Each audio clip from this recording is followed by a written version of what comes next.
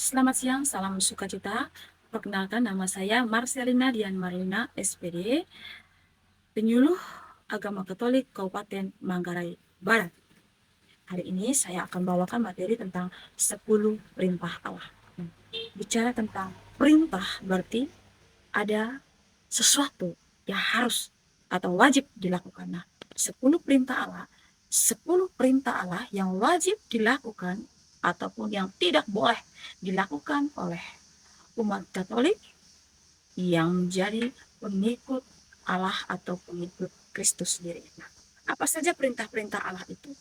Yang pertama, jangan menyembah berhala, berbaktilah kepadaku saja, dan cintailah aku lebih dari segala sesuatu. Ya, baik, ini adalah perintah pertama. Berarti kita sebagai umat Allah harus menyembah dan memuja hanya kepada Allah saja. Karena Allah hanya dan adalah satu. Di dalam Katekismus Gereja Katolik menjelaskan bahwa perintah Allah ini melarang tentang pemujaan berhala. Misalnya menyajikan contoh-contoh praktik terlarang seperti pemujaan ciptaan apapun, setan-setan, kekuasaan, kenikmatan, ras, suku, leluhur, negara, dan uang. Perintah yang kedua, jangan menyebut nama Allah Tuhanmu tidak dengan hormat.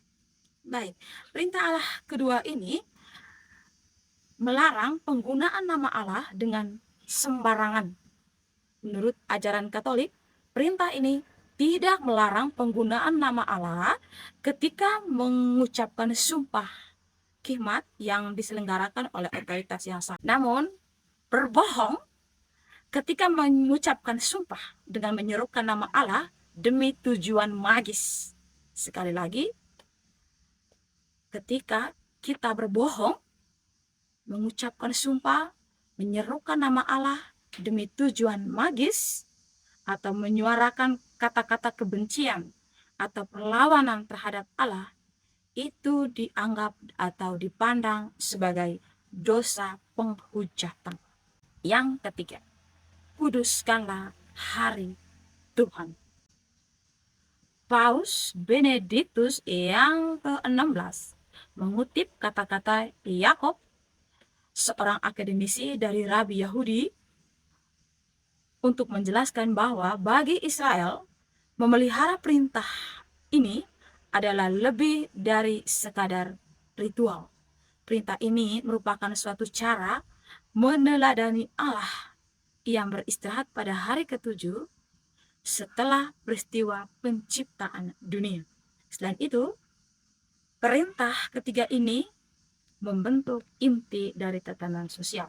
Nah, bagi kita umat Katolik, ajaran Yesus bahwa hari Sabat diadakan untuk manusia dan bukan manusia untuk hari Sabat. Berarti bahwa perbuatan-perbuatan baik pada saat kebutuhan orang lain menuntutnya dapat menjadi bagian dari hari istirahat. Katekismus kembali menyajikan panduan tentang bagaimana merayakan hari Tuhan, termasuk menghadiri misa pada hari Minggu dan hari-hari raya wajib. Nah, pada hari-hari tersebut, umat Katolik mungkin tidak bekerja atau melakukan aktivitas yang menghalangi ibadah yang ditujukan kepada Allah. Tetapi karya-karya belas kasih dan relaksasi yang pantas dalam semangat sukacita diizinkan. Nah, perintah Allah yang pertama, kedua, dan tiga adalah relasi antara manusia dengan Allah. Kemudian mari kita lihat perintah Allah yang keempat. Seperti yang kita tahu, perintah Allah yang keempat adalah hormatilah ibu bapamu.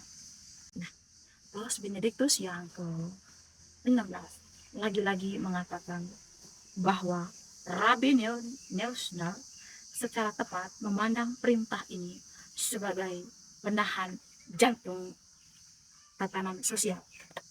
Perintah keempat, memperkuat hubungan antar generasi, menjalin hubungan yang jelas antara tatanan keluarga dan stabilitas sosial, serta mengungkapkan bahwa keluarga dikehendaki sekaligus dilindungi oleh Allah. Karena cinta tanpa syarat dari bapak dan mama untuk anak-anak mereka mencerminkan kasih Allah.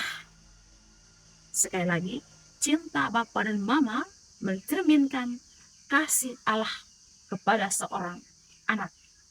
Dan karena mereka memiliki suatu tugas untuk meneruskan iman kepada anak-anak mereka, maka Katekismus Gereja Katolik menyebut keluarga adalah gereja domestik atau gereja rumah tangga atau suatu komunitas yang sangat istimewa yang merupakan sel awal mula kehidupan sosial. Baik, sekarang perintah yang kelima, jangan membunuh. Bagi saya, membunuh itu bisa kita lakukan dengan perkataan kita, dengan tingkah laku kita yang lain. Contoh, kalau kita membuli orang sampai orang malu, itu juga membunuh. Maka menurut saya itu membunuh yang paling dan sangat kejam. Baik, perintah yang kelima, menuntut penghormatan atas kehidupan manusia atau seseorang, dan secara lebih tepat dapat diterjemahkan menjadi jangan membunuh, jangan melakukan pembunuhan terencana di luar hukum. Dalam khotbah di bukit, Yesus Kristus mengingatkan adanya perintah jangan membunuh, dan kemudian menambahnya dengan larangan-larangan terhadap kemarahan, kebencian, serta dendam. Lebih lanjut lagi, Kristus meminta murid-muridnya supaya mengasihi musuh-musuh kita. Yang keenam, jangan berzinah.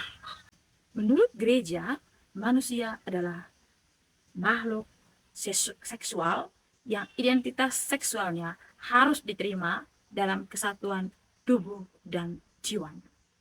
Perbedaan jenis kelamin dimaksudkan seturut rancangan ilahi untuk saling melengkapi. Masing-masing memiliki martabat yang sama dan diciptakan sesuai citra Allah sendiri.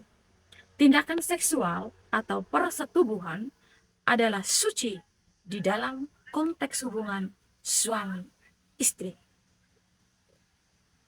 Nah, itu mencerminkan suatu anugerah bersama seumur hidup dan lengkap antara seorang pria dan seorang perempuan. Gereja Katolik memandang semua tindakan seksual di luar pernikahan adalah dosa berat. Konsekuensi dari seriusnya dosa tersebut membuat seseorang tidak dapat menerima komunion kudus sampai ia menyesal dan menerima pengampunan dalam sakramen tobat. Yang ketujuh, jangan mencuri. Katekismus menjelaskan bahwa perintah ketujuh mengatur tentang barang-barang duniawi, melarang perusakan, penggunaan, atau pengambilan secara tidak adil dan tidak benar atasnya yang adalah milik orang lain. Nah, menurut katekismus, pencurian berarti merebut milik orang lain dengan melawan kehendak wajar pemiliknya. Secara tidak adil mengambil dan menahan milik orang lain dipandang sebagai pencurian, meskipun tindakan tersebut berada di luar ruang lingkup hukum sipil. Tindakan-tindakan berikut juga dipandang sebagai pelanggaran terhadap perintah yang ketujuh. Manipulasi harga demi mendapat keuntungan di atas penderita orang lain, korupsi, pemanfaatan tanpa izin atas barang publik demi kepentingan pribadi, pekerjaan yang dilaksanakan dengan buruk, penghindaran pajak, pemalsuan cek, atau alat pembayaran apapun, sehingga bentuk pembajakan dan pelanggaran hak cipta serta pemborosan itu semua termasuk dalam pencurian. Yang kedelapan, jangan bersaksi dusta terhadap sesama manusia. Jangan bersaksi bohong.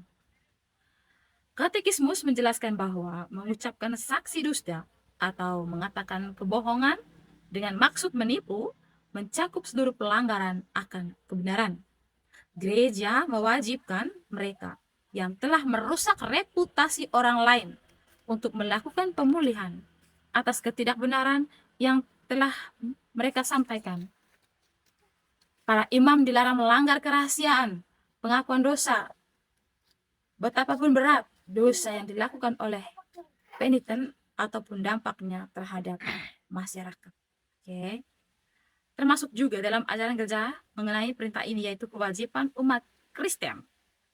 Kewajiban kita sebagai umat Katolik yang merupakan pengikut Kristus adalah mengenai perintah ini adalah memberikan kesaksian iman dengan jelas, benar, dalam situasi-situasi tertentu.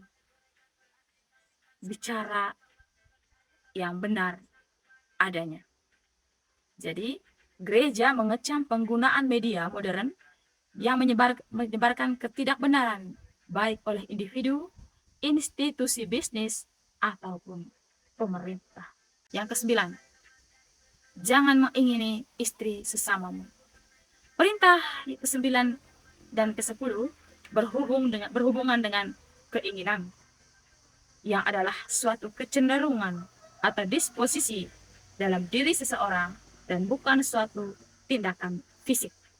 Katekismus membedakan antara keinginan yang tidak teratur dari kedagingan dan keinginan yang tidak teratur atas milik duniawi orang lain. Yesus menegaskan perlunya kemurnian pikiran, sebagaimana juga tindakan, dan menyatakan setiap orang yang memandang perempuan serta menginginkannya sudah berzina dengan dia di dalam hatinya. Itu ada dalam Injil Matius bab 5 ayat 28. Silakan dibuka. Oke. Lanjut. Kemurnian hati diperkenalkan oleh pemerintah ke-9 merupakan prasyarat untuk memandang Allah serta memungkinkan seseorang untuk melihat situasi dan orang lain sebagaimana Allah melihatnya. Katekismus mengajarkan bahwa terdapat hubungan antara kemurnian hati, kemurnian tubuh, dan kemurnian iman. Perintah yang terakhir ke-10, jangan mengingini milik sesamamu secara tidak adil. Kelepasan hati dari harta kekayaan merupakan tujuan dari perintah ke-10 dan sabda bahagia yang pertama. Berbahagialah orang yang miskin di hadapan Allah, karena menurut katekismus hal ini diperlukan agar dapat masuk ke dalam kerajaan surga. Keinginan akan milik orang lain dilarang oleh perintah ke-10 karena dipandang sebagai langkah pertama menuju tindakan pencurian, perampokan, dan penipuan. Segala keinginan mata ini menghantar pada kekerasan dan ketidakadilan.